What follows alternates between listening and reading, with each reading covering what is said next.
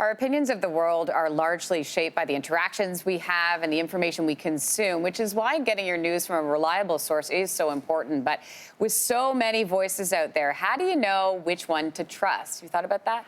Ground News is the first news source comparison website in the world, hoping to help us navigate the noise. Its co-founder, Harleen Kaur, is joining us now. Good to chat with you today. Hi, Lindsey. Thanks for having me on the show. So let's start with, what are your concerns with the way people are consuming their news today?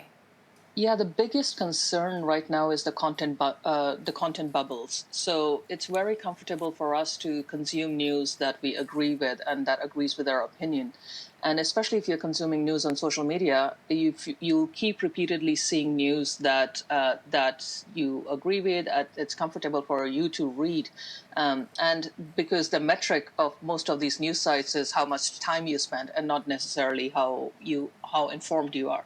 So the biggest concern is that people need to get out of the content bubble and look at the full picture news.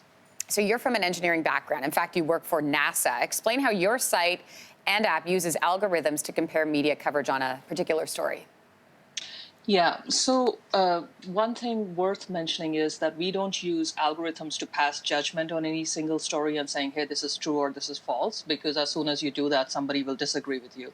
What we use algorithms for is to cluster the news from different sources and say, hey, this is a single piece of news, and this is how different a variety of news sources are covering it, especially in the US, where the media has become so fragmented, all the way by a spectrum from all the way from the left to the right, how is the same piece of news covered, and so that people can literally scroll through and see all the narratives of a single piece of news, and then make up their own mind of what's really going on behind the scenes. How important to see all those headlines one after another to really have a sense that you're comparing how the story is being presented. And your app compares political agendas, also geographical variation. So walk me through some news stories. Give me some examples from this year where you noticed Canada's coverage was different to other countries. Yeah, so this year has been more interesting for Canada.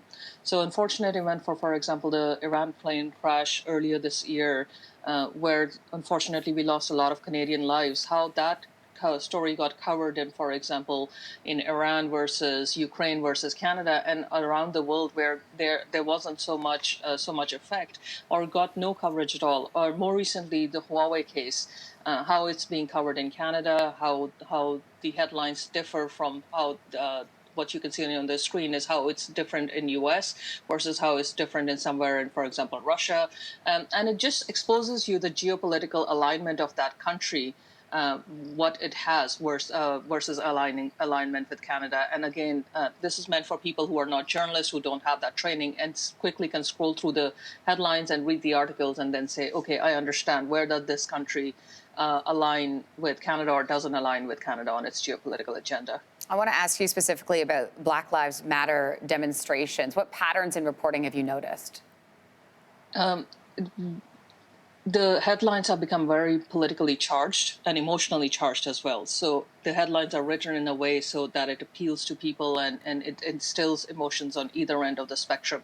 And whereas I think the feel-good stories that you see are not coming through as much. So if you follow right end of the spectrum, it's all about protesters and how property is being destroyed and protesters are being disruptive, and on the left, of course, nobody's listening to what's really going on. So it's really important to go to both ends of the sources and say, okay, I can read what either end of the spectrum is saying, and then look out for those stories where people are coming together as well. To give you an example, on this weekend in London, there was a Black Lives Matter protester who saved the life of a far-right protester and literally carried him to safety. Mm-hmm. And that story hasn't been reported very much by, for example, Right.